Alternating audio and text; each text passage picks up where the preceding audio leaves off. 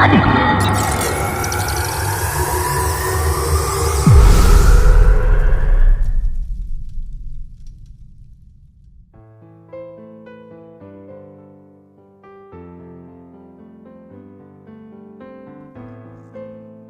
نیازی کو ایک نوجوان نے اپنی غزل سنائی تو انہوں نے حوصلہ افزائی فرماتے ہوئے اس غزل کو اردو شاعری میں ایک بہترین اضافہ قرار دیا۔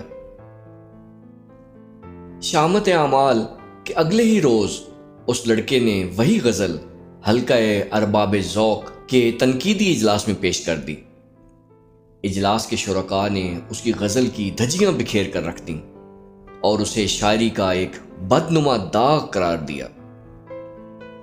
وہ لڑکا منہ بسورے منیر نیازی کے پاس آیا اور بولا، سر آپ نے تو کہا تھا کہ یہ ایک بہت اچھی غزل ہے، مگر حلقہ ارباب ذوق کے اجلاس میں تو اسے شاعری کا ایک بدنما داغ قرار دیا گیا۔